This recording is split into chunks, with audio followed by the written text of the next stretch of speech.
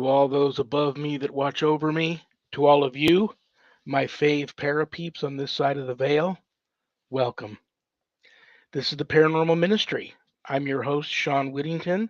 I am a seminarian in the United States Old Catholic Church, and I'm coming to you live from my haunted house, my very haunted house, where I live. Got a great show today, and that's why you all tuned in. Nobody tunes in for me, they always tune in for my guest. She's in the green room, and I will bring her out shortly. But two things, keep your fingers crossed. They had bad weather back in her neck of the woods, and we're talking elementals and fairies and the little folk here today. So they might mess with whatever they can mess with. So let's keep our fingers crossed. On that note, happy St. Patrick's Day 2023. I hope everybody's having a wonderful St. Patrick's Day, and it's funny. Friends of mine that I've known forever have reached out to me today, like sending condolences.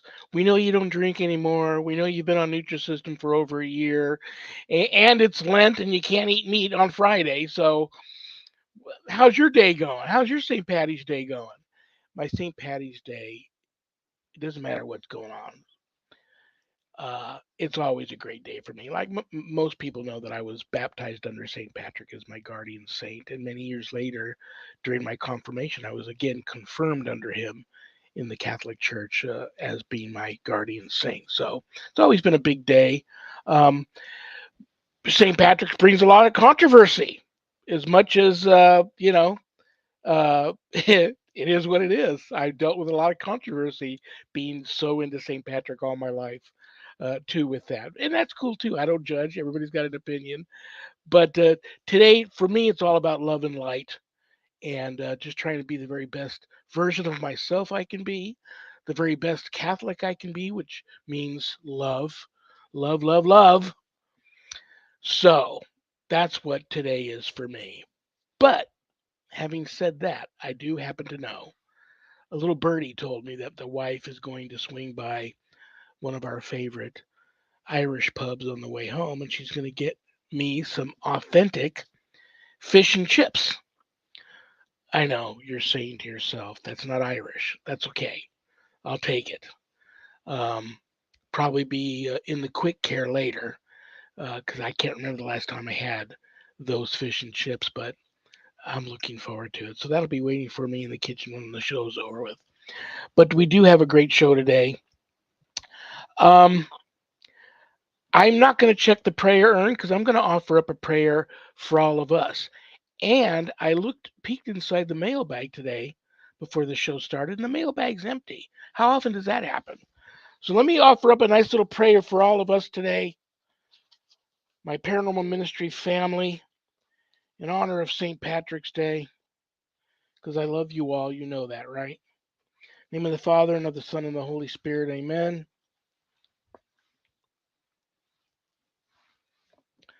Dear St. Patrick, in your humility, you called yourself a sinner, but you became a most successful missionary and prompted countless pagans to follow the Savior. Many of their descendants, in turn, spread the good news in numerous foreign lands. Through your powerful intercession with God, obtain for us the missionaries we need to continue the work you began. Amen. If there's anything you want to know about my wife and I and our ministry work, go to our website, www.ghost-b-gone.biz. And if you go there, remember my wife and I don't charge for our ministry work, helping people with their paranormal issues. So, brothers and sisters, I know times are tough, but if you notice the donate button and you're able to do so, click on it and send my ministry in a small donation. I promise you, it'll be appreciated from the bottom of our hearts. And trust me, we'll put it to good use. In addition to being an ordained exorcist, I'm also a certified spiritual advisor. So if you're having issues of a spiritual nature, not necessarily attached to the paranormal, and you'd like to make an appointment to speak with me about those issues, there's a place on the website where you can do that. But don't leave the website without navigating over to the page called the WSE course/book. On that page, you'll find the ghost store. Lots of cool things to buy in the ghost store if you go for that sort of stuff. And everything you buy, the pros part of the proceeds go to many things that I donate to and support. But scroll past the ghost store and you'll run into my new haunted autobiography, God, Ghosts, and the Paranormal Ministry. And I quote, scariest book I ever published. That was Annette Munich, owner of Stellium Books, my publisher. But don't let that scare you off of purchasing a copy. If you haven't done your good deed for the day yet, part of the proceeds of every sale of every copy of my book goes to support stjude.org, St. Jude's Children's Research Hospital, Nevada, and the ASPCA. How cool is that? It's a no brainer. You get to help some of the neediest children on the planet, along with the animals, too. That's very cool. You can get the book a little less expensive at Amazon, but if you order it off of the website, I autograph it for you, and it arrives in a house blessing kit. So that's very cool. And it's a great time to pick up the first book because God, Ghosts, and the Paranormal Ministry 2 Chronicles of an American Exorcist comes out in October. So it's a great time to get all caught up before you rush right out and get the second one. Scroll a little bit further past the book, and at the bottom of that page, you'll see the Worldwide Society of Exorcists, which I'm a founding member.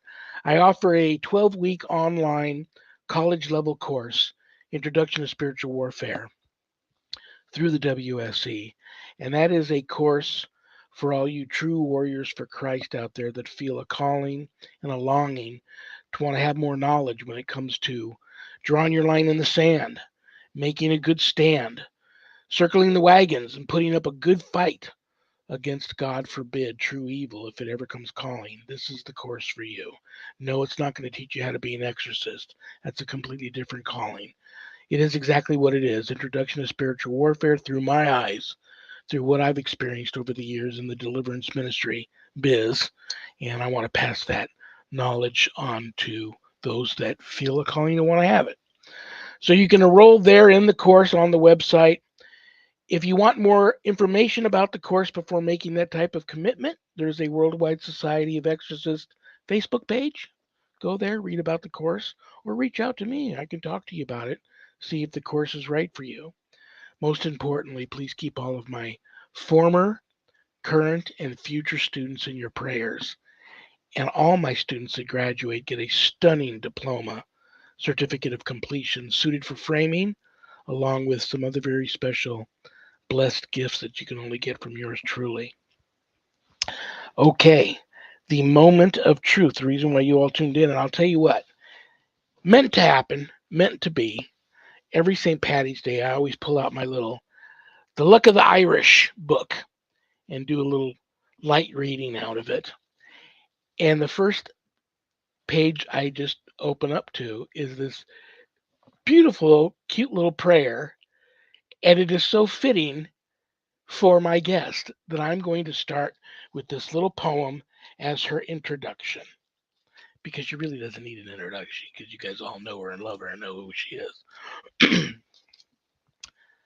Up in the airy mountain, down the rushy glen, we daren't go a huntin' for fear of little men. We folk, good folk, troopin' all together, green jacket, red cap, and white owl's feather. The Fairies by William Allingham. Without further ado, please give a warm St. Patrick's Day and Paranormal Ministry family welcome to the one and only Morgan Daimler. Hello, everyone. Morgan, you look very pretty today. Thank you. Happy to be here. I don't know what your background is. Is it my camera or do you have the most beautiful red hair I've ever seen? I mean, I don't know that it's the most beautiful you've ever seen, but yeah, I have red hair. Well, you know what? I don't know if you've worn it down in your past times you've appeared here or if you've had it tied back. I don't remember you having such long, pretty red hair.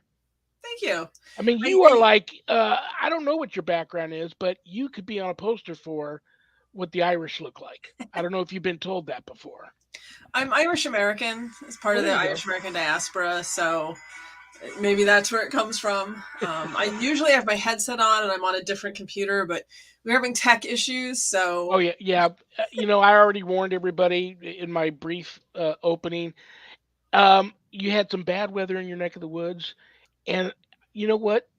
I know everybody's out there, you know, thinking, Sean's crazy anyway, and I could be. But every time I have somebody on that talks about the conversation's heavy on the elementals, and I do believe I have some here on my property. Um, Weird things happen. mhm. So knock on wood, and whatever else we can do to throw the mojo off. Um, I'm confident we're going to get through this unscathed. And let me throw something else out at you. You know me. You know that I'm not one of those hosts where it's all about me. I know nobody tunes in for me. They tune in for my guests. I have, for 2 weeks now, I've tested myself twice for COVID. I don't got it. And on that note, everyone keep praying for Zach and Adrian. They're fighting off the effects of a bad case of COVID. That's But rough. I've tested negative, but I've had this reoccurring cough for like 2 weeks now. So if I get to talking too much, I could go into a coughing fit. So if you talk the whole show, I'm cool with that. But I do have some questions for you that some of your fans I might be and coughing a bit too because I'm allergic to everything that pollinates where I live, and we're just getting into that season, so we'll be a good pair. look at us. Look at us today. Okay, so these are all questions pretty much from your fans and followers. One question I asked you earlier this week, and it was I don't know if I heard back from you and didn't notice the message, but somebody wrote in and said they heard you were also a poet. And if so, did you have a poem that you might want to share with us today? I certainly can. It would just take me a second to pull it up. I am a poet. It's not sort of my main thing that I do, but I dabble. Um, and I do write poetry about the fairies and the good folk. My poetry around them tends to be a little more on the intense side, which probably doesn't surprise anybody. Um, And after and take your time, and after you uh, talk to us or recite your a little bit of your poetry for us, I'll make sure everybody knows your website um, and all the books you've written. You can recommend for the first time reader of Morgan Daimler what you would recommend, and I think you might even have something new coming out just around the corner. And I know I just think also saw I might have made a note about it. I think you have. Yep, I did. You've got an event coming up that you're going to attend. We'll talk about all that stuff. But yeah, I do believe, and I've told you this before, that I have elementals. And I'll tell you what, I am going to ask you a question. sure. And I didn't plan to ask you this, but you live where you live. I live where I live. There's people that live in Canada, people live in Russia, people live in China, people live in All South over. America, but we're all human beings. Could What do you think about some people believe that an elemental is an elemental is an elemental. They just happen to be in different parts of the world. It's like I do believe my wife brought home this the most unusual looking. I don't know if it's from the sea or from a volcano or what. I know it's from the island of Hawaii. And we were having some really weird supernatural activity here, but weirder than usual out in the property, especially. And I noticed this rock. I never noticed it before, but I noticed this weird rock in our flower garden. And I asked her about that. She said, "Oh, that's the rock I brought back from Hawaii when I lived there." And I went, "Oh, even I know that you're not supposed to do that." And she didn't know that.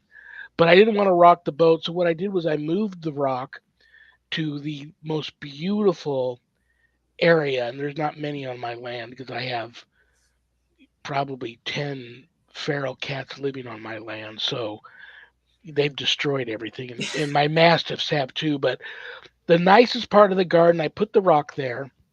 I prayed over it. I blessed it. I gave it gifts. That's the little bit of the Native American blood in me. I gave it some gifts to appease it. Um, and things got better.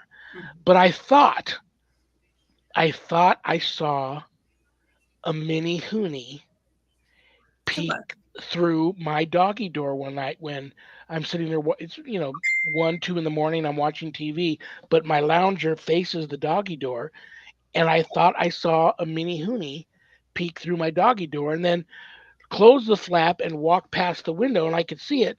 And I tried to talk myself into that it was one of the cats, but it didn't look like a cat. And usually, a cat, once its head is through a little doggy door, will jump in, Yeah. and they've done that too. Um, so Mini Hoonies is supposed to be from Hawaii. We've got the legends. I've talked personally to many people of the Cherokee indigenous bloodline Mhm. who've talked about the legends of the little people that they've encountered throughout their history here in America. Then you've got the leprechauns and the fairy folk and what do you think they're all in the same family? They just are in different parts of the world, or there's distinct differences? I mean, I think family is a good way to put it. I do think a lot of times we'll see distinct differences depending on where we're looking, but I think they're all sort of loosely related. So, like, we have the specific types you can find around here. It's the Makiawisa would be the indigenous beings, and they are similar in certain ways to what we might call fairies or find in Europe as fairies, but they also have their differences. Um, but I think they're enough that we could say they're like the same family of sorts of spirits. Um, and of course, you have elementals and you have nature spirits everywhere. Those are kind of a universal concept. They're all over the place. I hesitate to call something a fairy that's not from sort of Western Europe or isn't from a place where the people there use the English word fairy, um, just because people have so many assumptions with that word. When you hear fairy, then you're picturing a very particular kind of thing. And a lot of times when we're talking about, like you were mentioning the Cherokee, the Yunwitsundi or the Nunahe, they're we might use the word fairy in English, but it's not a great word to go with because you have all these assumptions with it, and they would be different in certain ways. Although it does mean little people, as you mentioned, Yunwitsundi. Um, so I think that if we think of them as like cousins, or second cousins in some cases. Like that might be a better way to understand it. Uh, same wider family, but some variations. Does that make sense? Absolutely does. And here's another question I wasn't planning to ask you. And this is the way our conversations always go. They take on a life of their own. But my next question for you would have to be, do you think it's possible for them to interbreed among the different uh, species, if you will, of little people?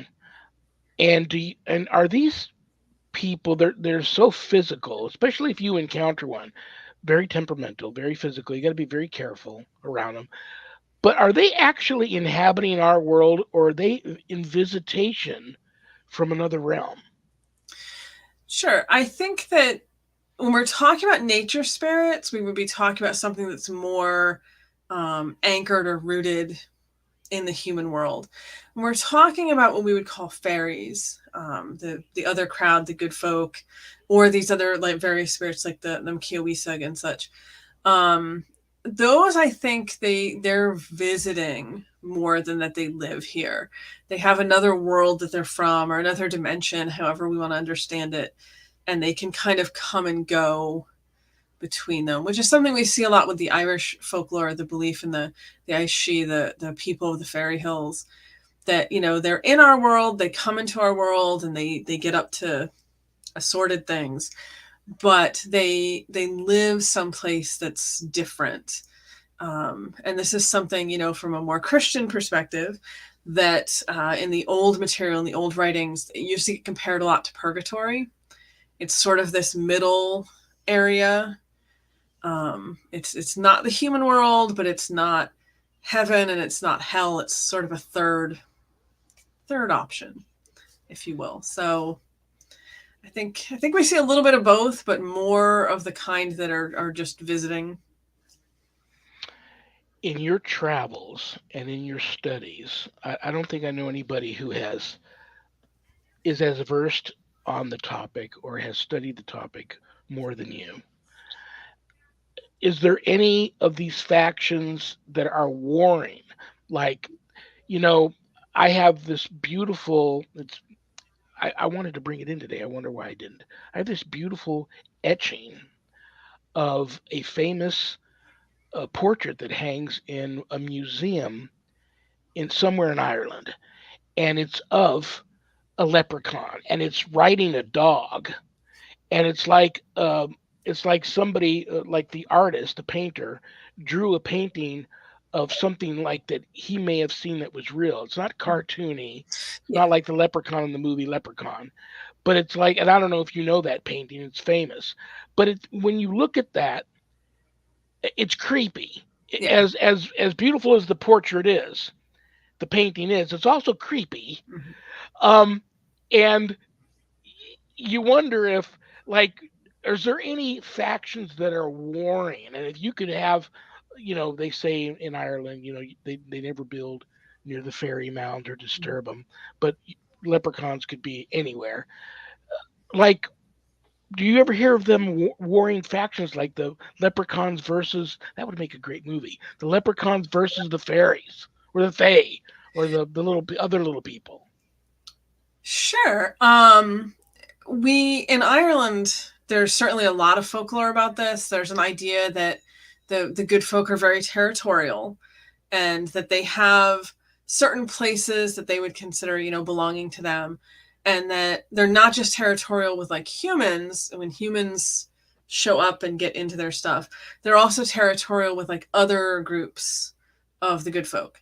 So like there's folklore about the fairies in Galway who are fighting with the fairies in Connaught because over the harvest, or just over the fact that they're from different counties, and that they'll have these wars. And I mean, war, not in the sense that we would really understand it, but like battles.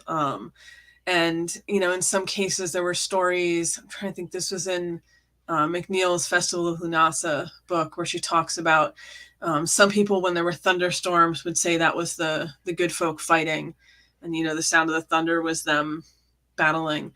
But we also do see the idea of some of them fighting who aren't of the same culture exactly. So, like, there's an account, this was in a folklore journal in, I believe, 1894, here in the US, is US Folklore Journal, talking about Marblehead in Massachusetts, and how the people there believed there was this group of pixies and there was this group of fairies, and they did not get along and they would fight. So we definitely have that concept that the two groups, or I should say any two groups of the good folk, might not necessarily be on good terms, or might. Sometimes when I say they fight, I mean like they'll play games like hurling, which is a sport. Um, I guess in the US it would be football or baseball. But they'll play these like competitive games with each other, and whoever wins is like the winner of that fight. And other times it's more, classic fighting with like fists and stuff. But very competitive at the least between different groups, for sure. That wouldn't be good if you were living in an area where two factions were warring or battling. That wouldn't be good. Particularly not for the humans around, because there's an old belief, again, this is in Ireland, that a lot of times when the good folk want to do this, they have to have a human. And the human sometimes is like the referee, like the neutral third party, that, like, especially when they're playing the games, sometimes they each have to have a human fighting on their side in order to be able to have this happen.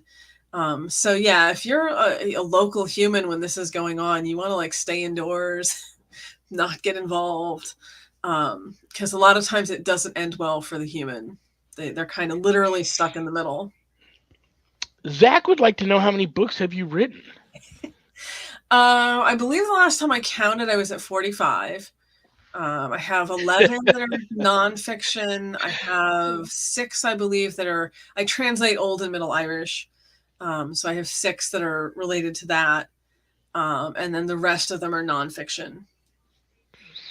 Well, I'll pop on to ask this question because I don't like to type words that fast. So, I'm not going to be writing any books anytime soon. But a lot of your books I noticed were about gods. How close are gods from Ireland and Norse gods? Are they very similar? Do they mention each other in the stories? Do they cross paths? Because I saw Freya, you have Thor, right? Yep. In there. So, I know those are 2 Norse gods. Yep. I've written let me think, 4 books now on Norse mythology. One is just Norse pantheon in general, and then I have Odin, Thor, and Freya, particular books. Most of the other deities that I write about are Irish. There is a surprising amount of crossover in certain ways because Ireland was settled at one point, not recently, obviously, but hundreds and hundreds of years ago by people from the Norse countries. And actually the Dublin, which is the capital of the Republic, the name for it is derived from Norse. It was originally a Norse settlement. And we see that in a few other places as well. So right outside Dublin, there was historically a sacred grove dedicated to Thor. So just to kind of show like how the influence spread. We don't, as far as I know, have any mythology that directly links the two, like talks about the Norse gods and the Irish gods together. But we do have things like that sacred grove of Thor in Ireland. There's been a lot of work done in academia discussing the Irish influence in Iceland, because what would happen is the Norse, the Vikings, the Norse settlers will just nicely say stop over in Ireland, and That's beautiful. Nicely stop over. Stop over. Yeah. And Irish women would end up going with them, not voluntarily, to Iceland. So a lot of people in Iceland actually, through like the maternal side of things, have Irish ancestry.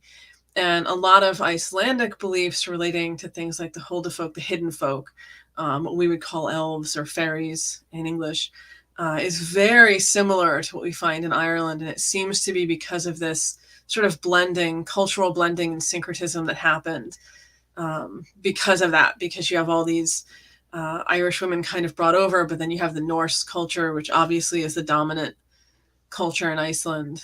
So you get this interesting mix of beliefs happening. In your humble opinion, do you believe uh, everybody, so many of these old ancient cultures were all about stories? Mhm. But in my humble opinion, I believe there's a lot of truth behind these legends and folklores and stories, because that's all they had, and they didn't really.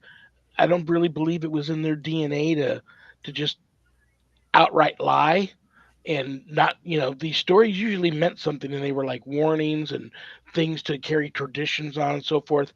I believe, wasn't it an old? You bring up Norse, wasn't it early Norse settlers up in the great northwest of our country that wrote about encountering Bigfoot? Am I on the right story, or am I thinking of something else? I'm honestly not sure because it's a little out of my I'll main. look into that after the show today, and Okay, I'll now I'll I'm throw you a curious. message. I think I read somewhere where some of the early Norse guys that have originally arrived here on their boats wrote about encountering these giant, hairy men that were naked running around the forest warring with them, and Norsemen don't scare. They not I don't even wouldn't even say they don't scare easy. They don't Yeah. scare. Um, but they were truly in their writings. They were truly frightened of these beasts that they encountered. Um, There's definitely a lot of folklore that gets preserved in older material like that. And there's a lot of things that, scholars today look at and suggest anyway alternate explanations. So like Selkie folklore. Selkies are people, they look human on land, they're seals in the water. And it said that when they come out of the water, they take off the seal coat, and then they can dance as humans on the beach and what have you. And then they put the seal coat back on and go back into the water. And wow. there's all these stories about, fishermen who would steal the seal coat, and then the Selkie can't go back in the water, so she marries the fisherman.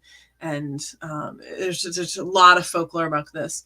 But modern academics, several at least, have now suggested that this might actually have originated with encounters between people. And we find these stories in Scotland, the Orkney Isles, Ireland, Iceland, that this might have originally started with people, fishermen in those places, encountering Inuit people, because there are documented cases where that happened.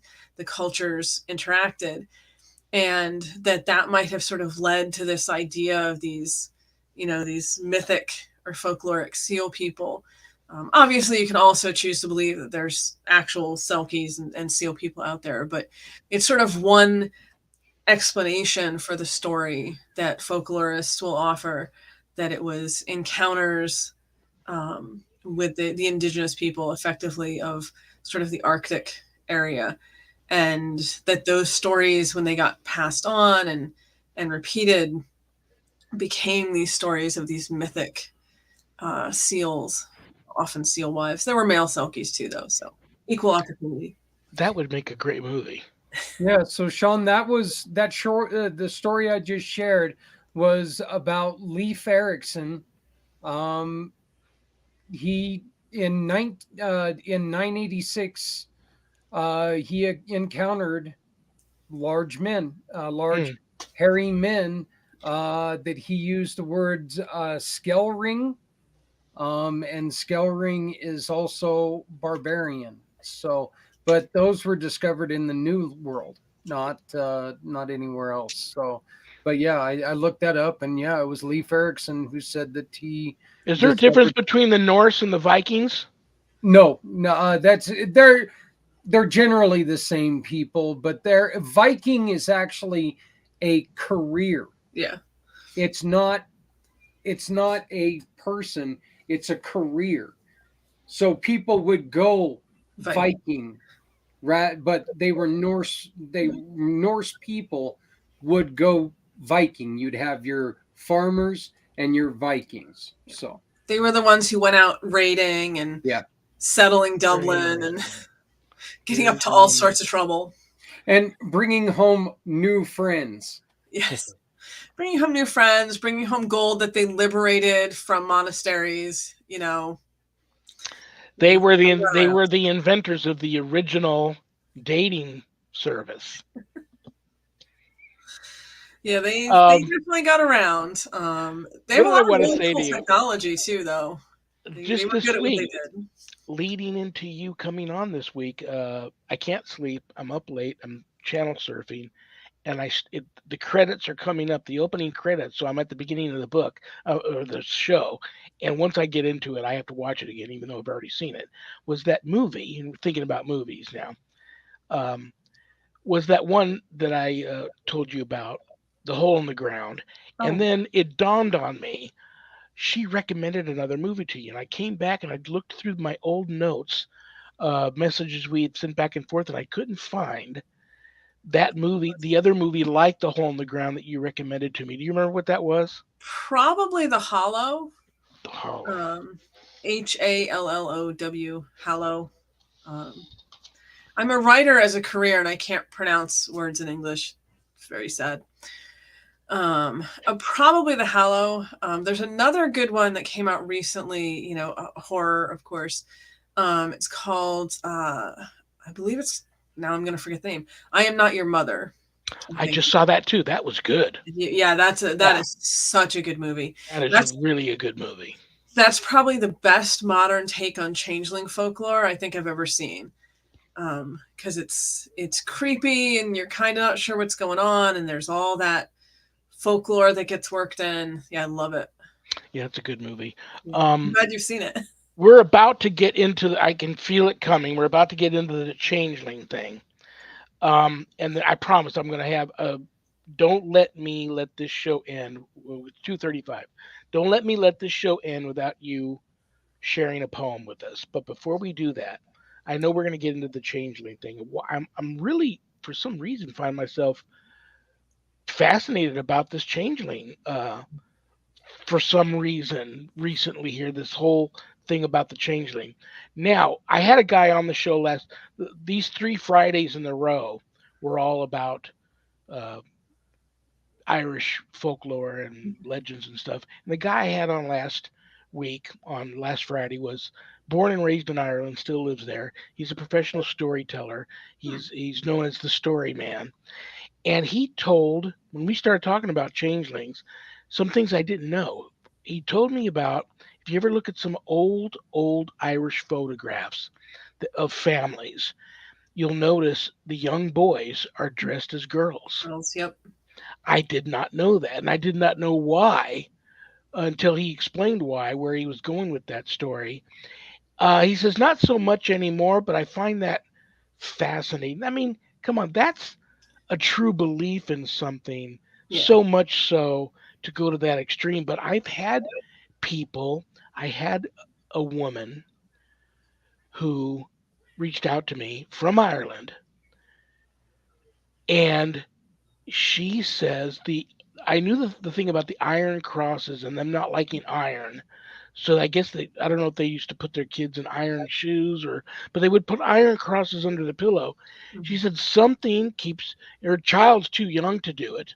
Something keeps taking the iron cross out from under her child's pillow, and then it's gone and she has to get another one. And she wanted to know how versed I was on the legend, and I told her not very much, but I'll tell you what you're experiencing isn't good. Here's my best advice for you. And I have yet to hear back if my advice is helping her. But talk to us a little bit about um, anything you'd like to share with us about the changeling legend, and because for some reason, I'm really fascinated about that. Yeah. Oh, and there's so much to it. I mean, really. And I love that you have the changeling poster on your wall behind you as we're talking about this. One of my favorite movies. A lot of people don't know that was based on a true story.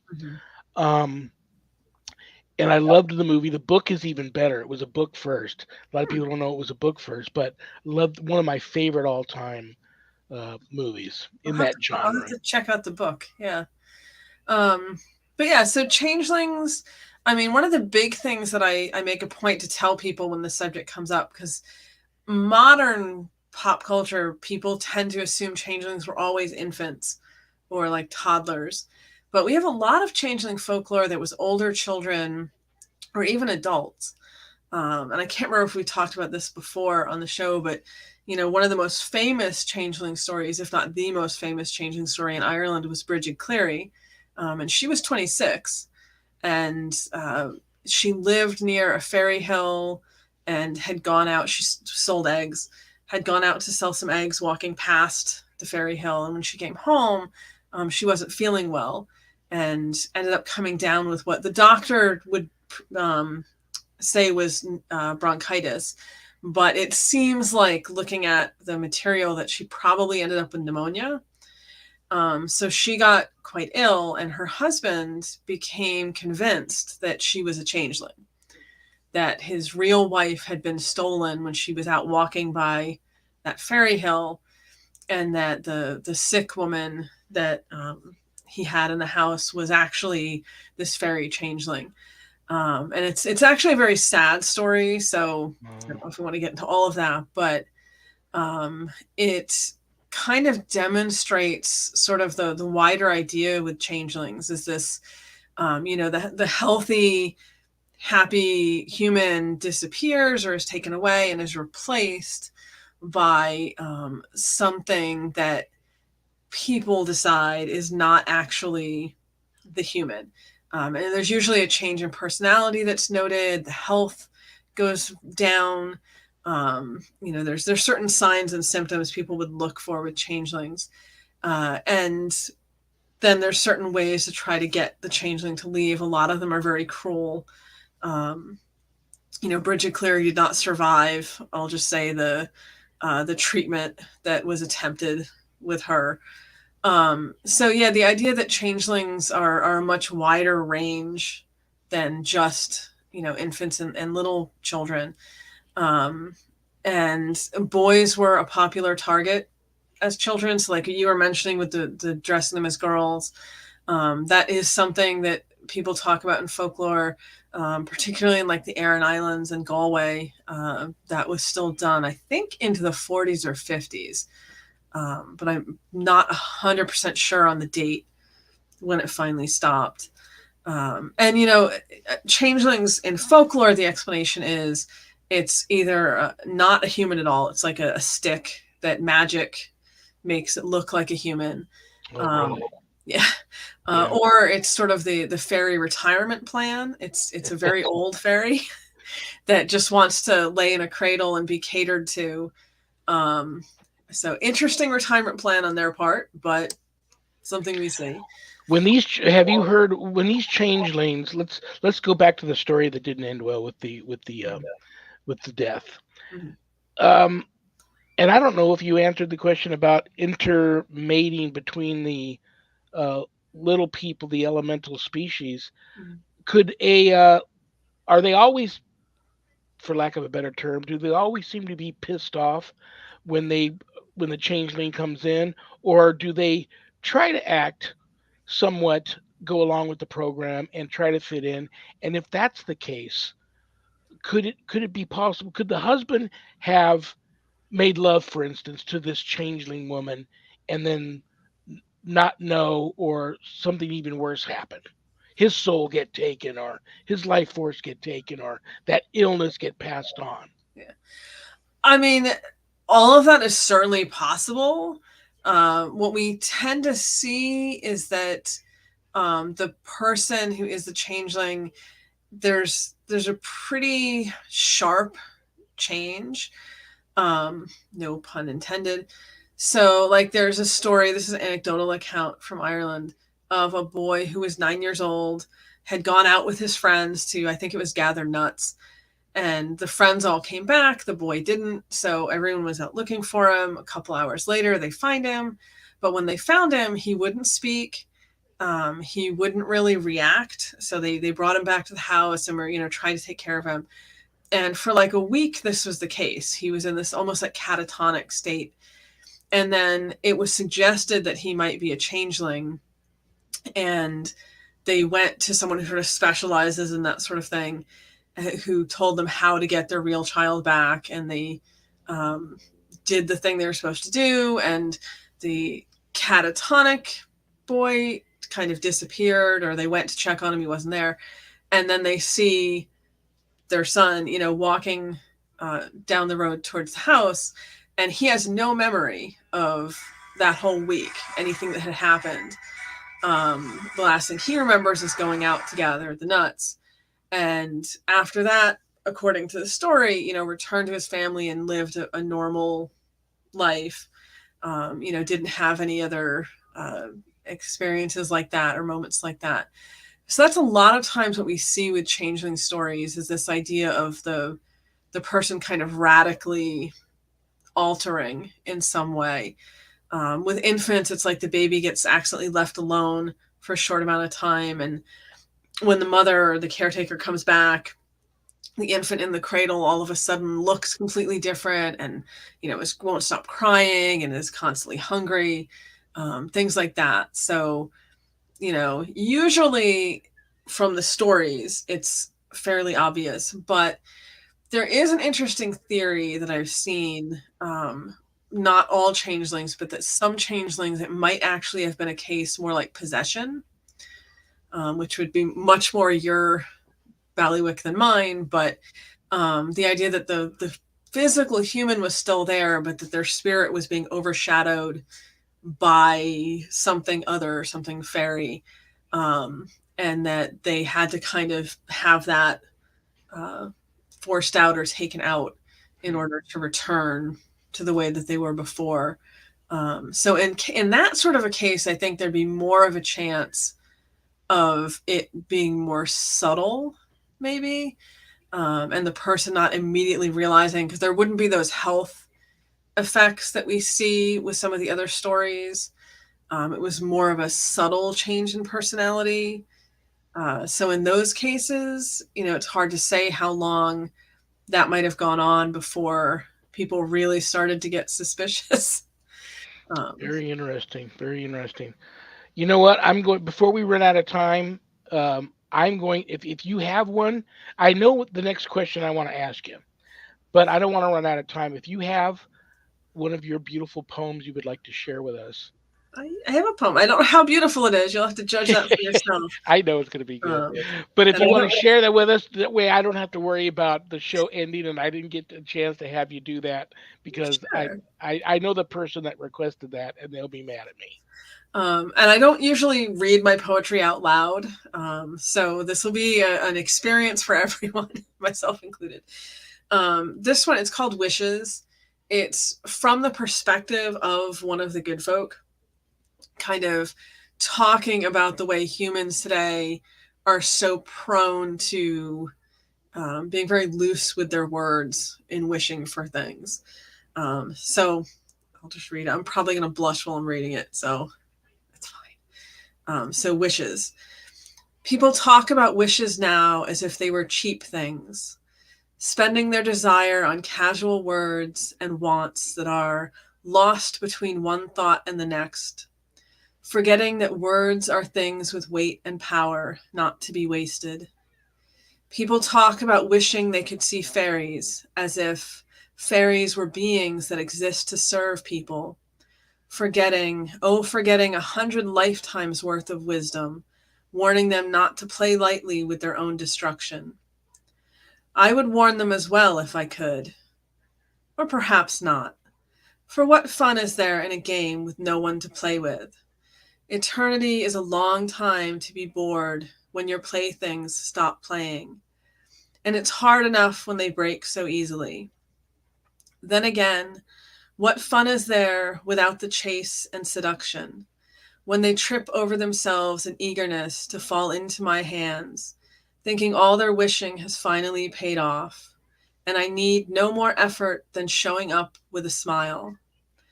Not much of a game, that, when once they've promised, once they've misspoken and given themselves up to me, the only fun left is the same struggle and slow breaking that's been played out so many times before without change.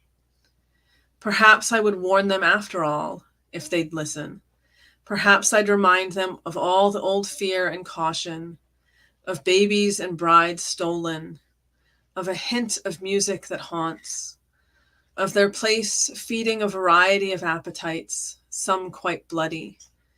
Perhaps I'd tell them of how there is no winning for them, once entangled, whether it's by the dark or the light, because it's a choice of suffering to amuse those who can't be pleased, or endless, nameless, dull service to the same.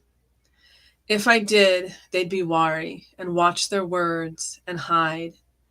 They would think, being wise to the truth, they had a chance.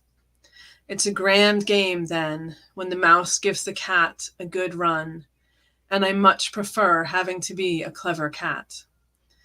I don't suppose it matters much in the end, though, either way. One way or another, the great game will keep playing out. As always, they will keep their wishing. I messed it up right at the end. As always, they will keep wishing for things dire and foolish. And if luck is against them, their wish will be answered. It was beautiful, and you did a great job. You're right up till the Now, end. now I know what to ask you to do every time I have you on the show. That was great. Thank you. Um, And two things I thought of when you mentioned the word cat, I was already thinking about. I don't know if you ever saw that old. I forget the name of the movie, but there was like several stories in the one movie, and they were all Stephen King stories. And one of them, I Cat's paw. believe, boom.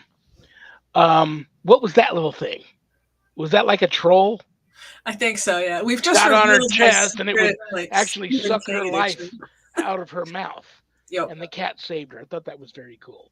Yeah. Um, and I think of some of the ones that I just find it fascinating how some of these legends start, and I wonder what really caused it to start. But you have to be careful. Like I mentioned it in that little poem out of my book. They mentioned red cap, and I know the red cap is supposed to be a very violent elemental that most times lingers around old abandoned ruins in Scotland. And if you encounter the red cap, it will attack you.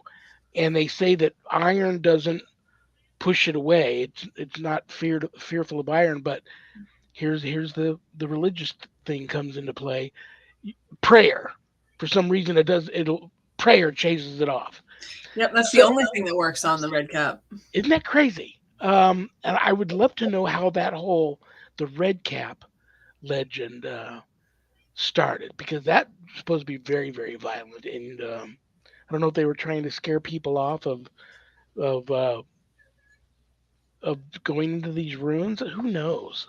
Um, I find the origin behind a lot of these to be really really interesting. But Yeah. um, On a quick side note, there's a movie that just came out called Unwelcome, which it's set in Ireland, and Ireland doesn't have red caps in the same way, but the monsters in that movie are red caps.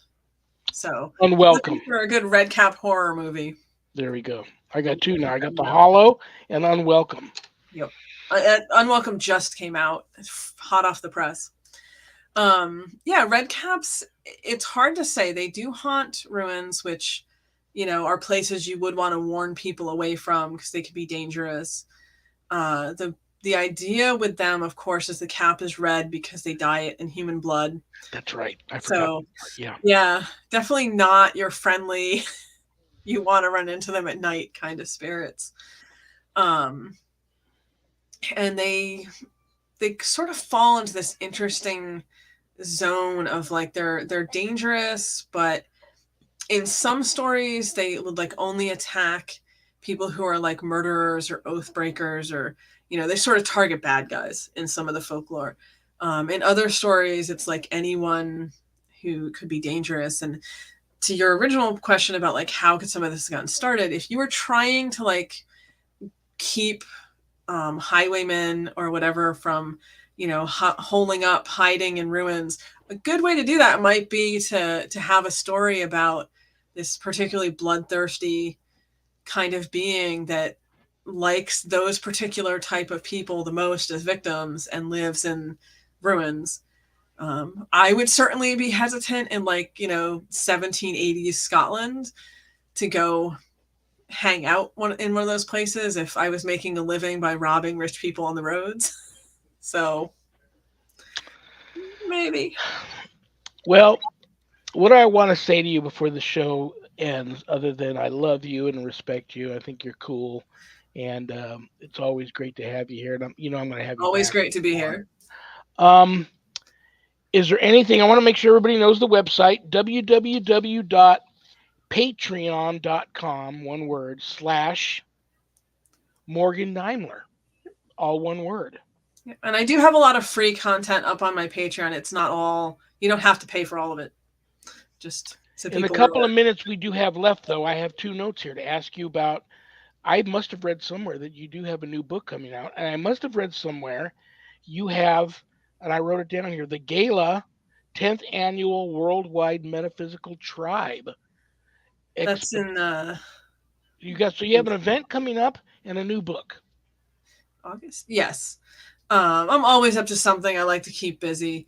I have a book, 21st Century Fairy, that just came out at the end of January.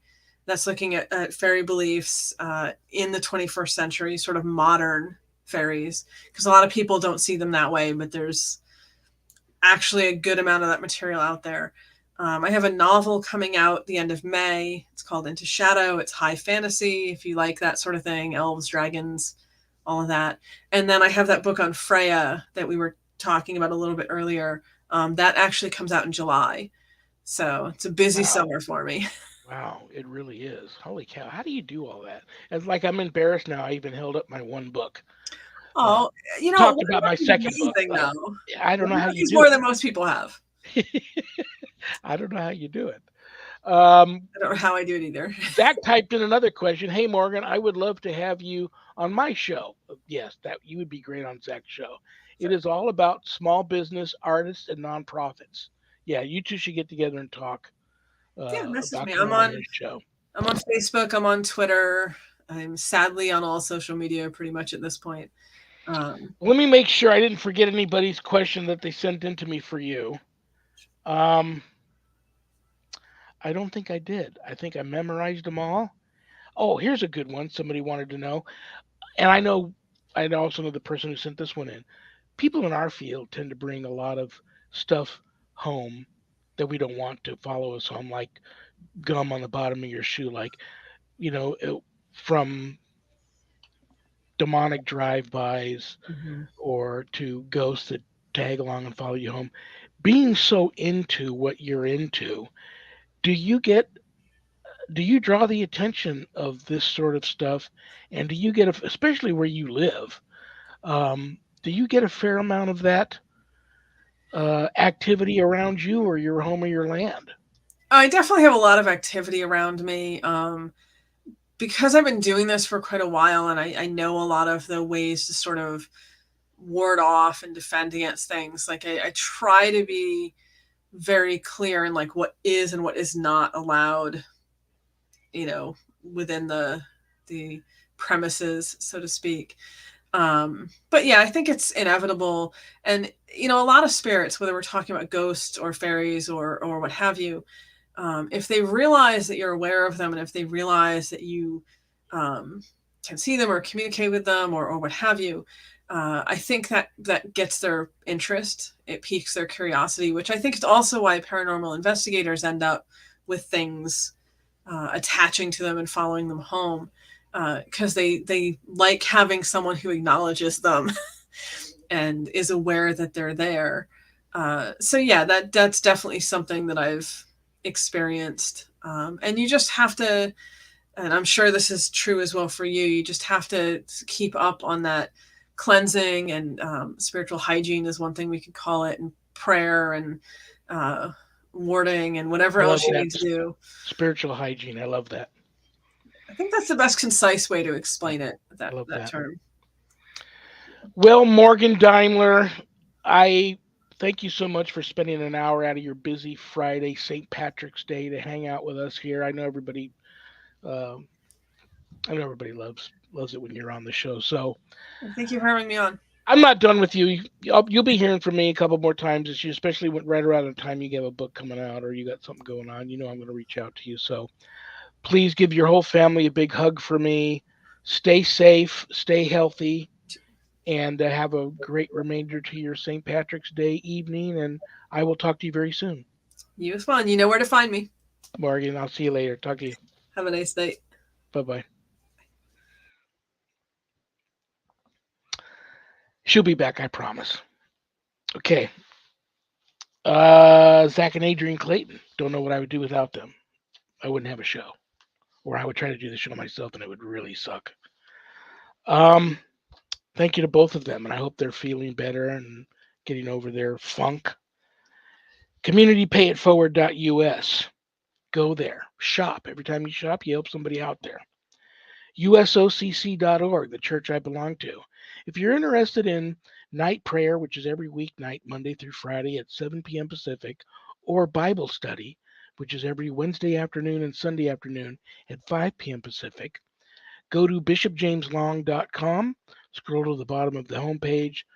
The links to those two things are there. And who couldn't use a little more God in their life? Thank you to Things Network. Thank you to Temple of Phoenix Rising Entertainment. Thank you to Skeleton Key Network. Thank you to Pact, little p, capital ACT, Podcasting for All Coming Together channel for all of the networks simulcasting my show. And don't forget, BeInspiredRadio.net. BeInspiredRadio.net. Chicky Hot, the rock psychic, that's her radio network. She simulcasts my show, re-airs episodes of my show all day long on Saturdays. And she's got a lot of other cool shows there, including a lot of replays of old Art Bell shows. Very, very cool. So check that out. I hope everybody has a wonderful, safe, blessed remainder to St. Patrick's Day 2023 for you. And it is bad joke time. I'm going to pull a bad joke that one of you all sent in out of this haunted carnival barker hat. And it's my poor attempt to put a smile on everybody's face before I say good night. What do lawyers wear to court? Lawsuits. Good night, Danny. Good night, Jack. Good night, Dog. Good night, Harold. Rest in peace. Good night, Ernie. Good night, Bill. Good night, Dan. I love you all. God bless you all. Happy St. Patrick's Day. Peace.